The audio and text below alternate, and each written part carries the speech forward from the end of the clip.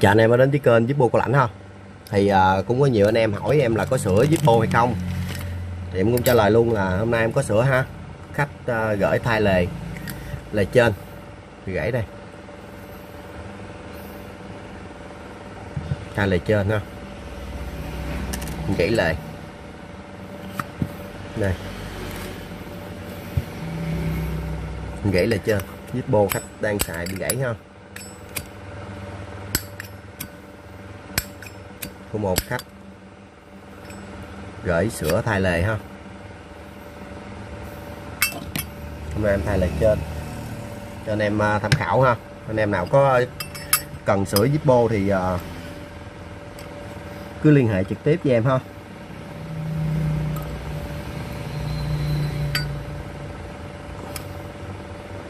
Liên hệ trực tiếp với em. Thay lề đầu tiên mình đục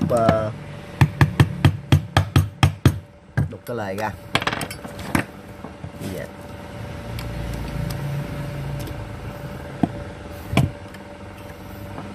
Đục cái lề ra ha anh em. Đây cái dấu bấm zin của nó nằm đây ha. Đây nè, dấu bấm zin nó là nằm đây, đây ha. Anh em lấy nó ra thôi. Thì anh em nào có đồ nghề ở nhà thì anh em cứ làm tự nhiên ha, mình cứ tự tin làm thôi. Đây.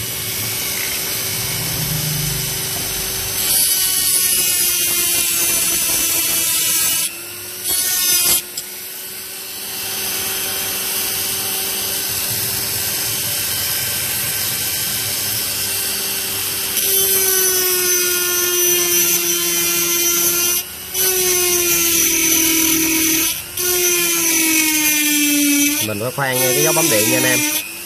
Mình phải khoan ngay, mình phải đục ngay cái dấu bấm điện ha, để khi mình lấy ra nó không bị lủng.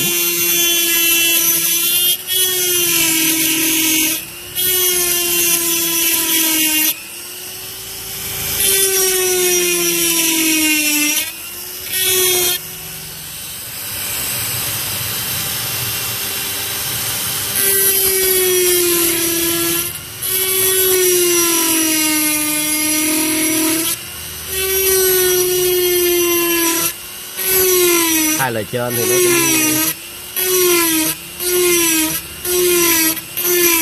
khó hơn thay lề dưới ha.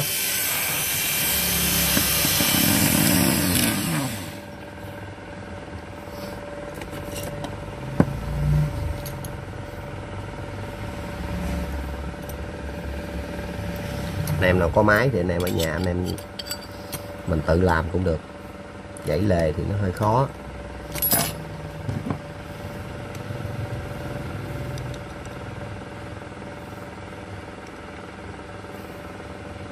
Lấy cái lề ra anh em.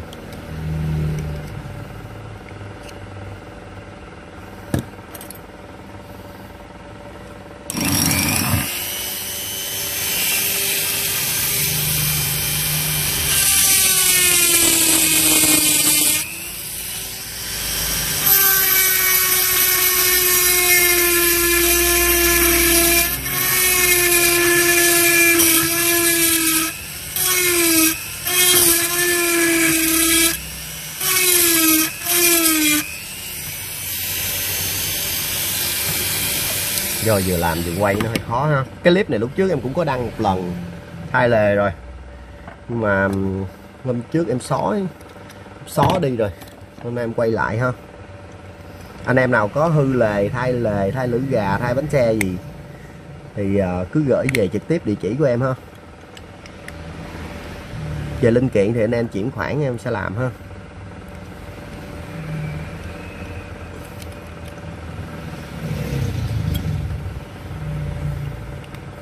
Lấy phần lề này ra cho thiệt kỹ thì nó dễ.ถ้าlấy không kỹ là nó sẽ bị lủng cái lỗ chỗ ấy này nha anh em.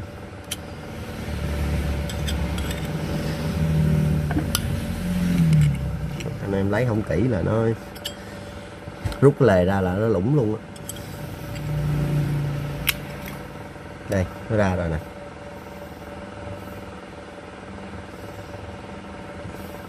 là ha, nó vẫn còn dấu bấm ha, dấu bấm chưa hẹn.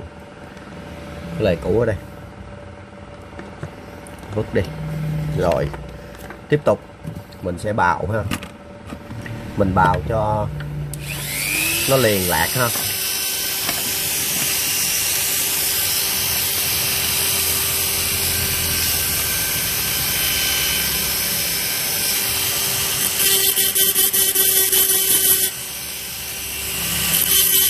Thay một bản lề trên như vậy là giá 80.000 chưa bao gồm phí ship nha anh em. 80.000 chưa bao gồm phí ship.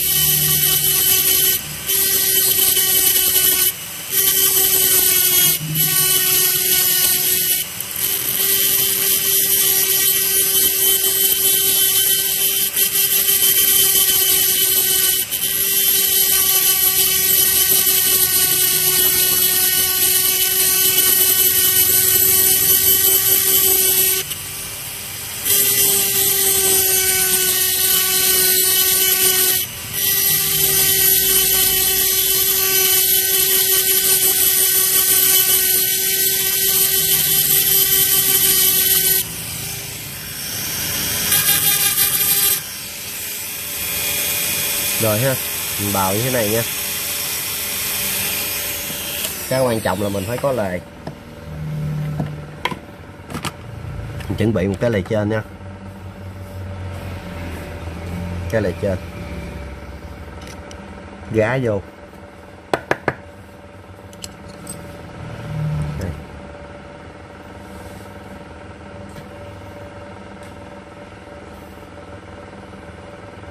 Gá cái lề trên vô ha, coi nó khít không nha anh em.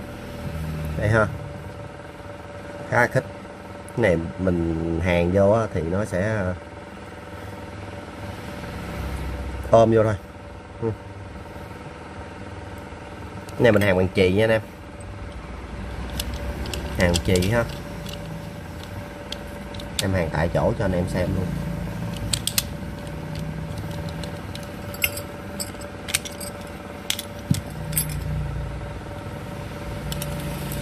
Những cây hai lề anh em nhìn ở bên trong sẽ biết ngay.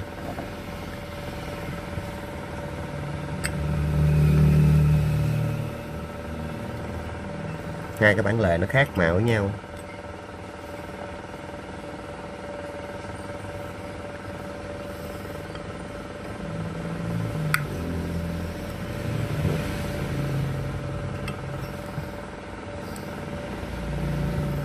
Lề trên này nó sẽ khó hàn hơn cái lề bên dưới.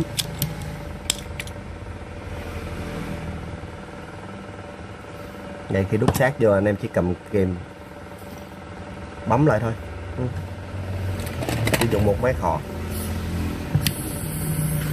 anh em cò trực tiếp luôn.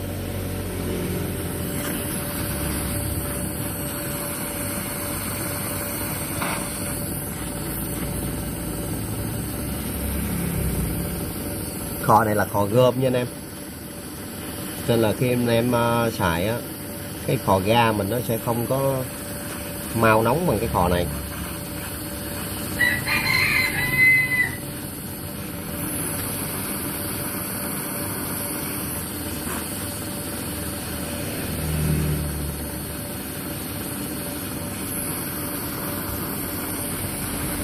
Khò điện.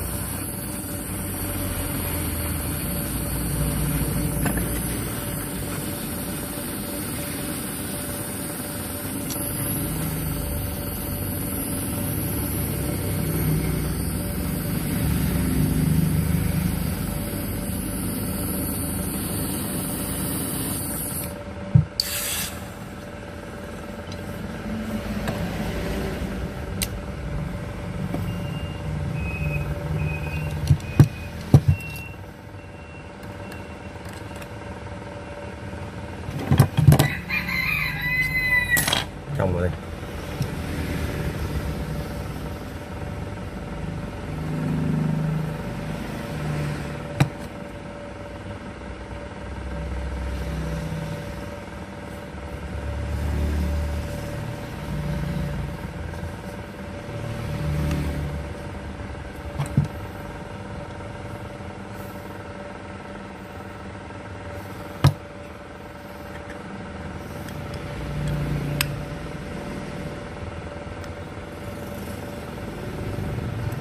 Hai cái bản lề nó khác màu ha. Xíu mình sẽ vệ sinh lại.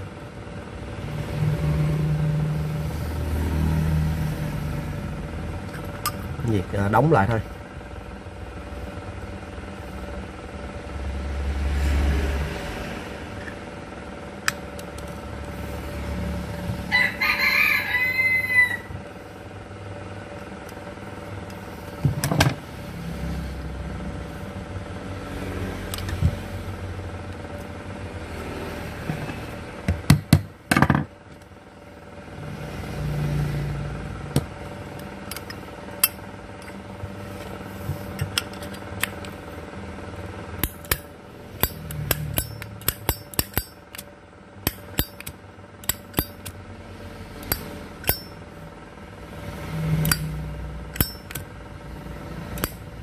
Rất cứng nha anh em, nhưng mà thay lề này á anh em cũng lưu ý ha, là khi mà anh em hàn á, nếu mà quá lửa quá thì nó cũng không có ổn lắm ha,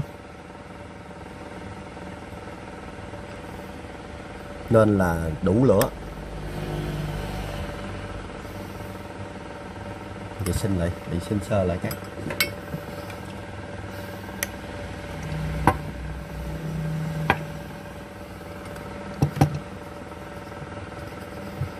Khi anh em thay vô thì cái bản lề, hai cái bản lề, chấu bản lề giữa zin là lề thôi lo, lề thay á, nó sẽ khác màu ha.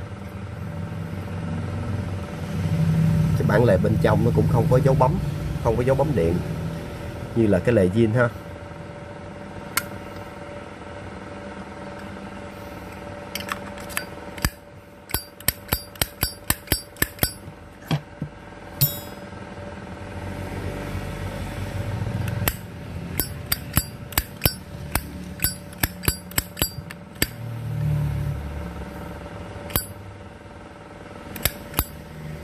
Anh em xem ha, thay một cái lề thì rất nhanh thôi. Cái lề này thì còn cái dấu bấm điện ở bên dưới này, anh em thấy ha, đây dấu bấm điện bên dưới đây, dấu đây nha anh em. Còn bên trong cái lề thay á, nó sẽ không có cái dấu bấm điện.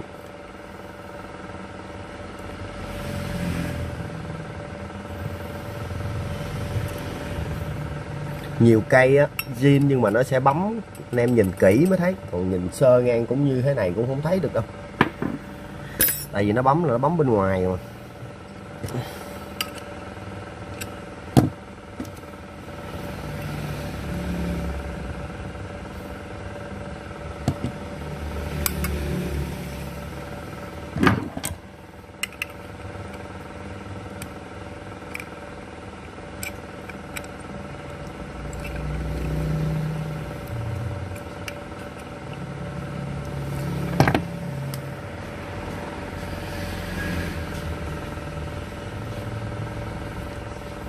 Rất đẹp nha anh em.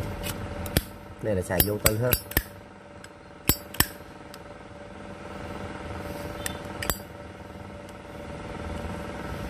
Thay rồi mình chỉnh lại tí.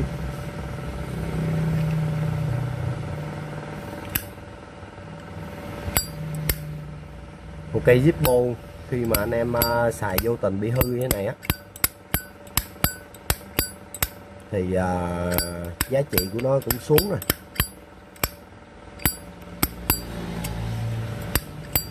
Cây này là của khách gửi thay.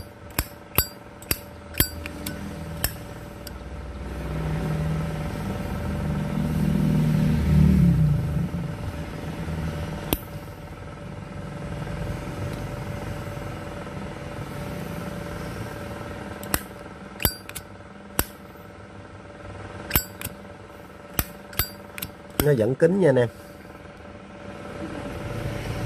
Vẫn kín ha. Cây này là cũng là của em bán và khách xài bị hư ha. Cây Zippo 008.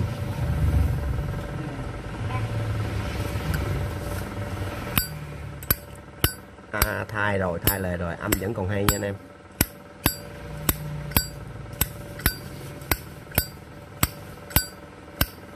Âm vẫn còn hay ha.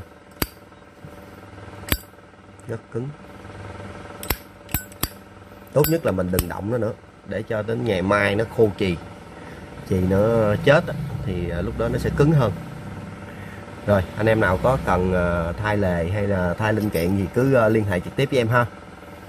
Số điện thoại Zalo em có để dưới phần mô tả, anh em có thể kết bạn trực tiếp, em sẽ tư vấn cho anh em ha. Anh em mua về tự thay cũng được, hay là gửi lên em làm cũng được ha. Rồi ok anh em, cảm ơn anh em. Nếu anh em xem kênh, nếu hay hãy cho em xin một like và đăng ký ủng hộ ạ. Cảm ơn anh em.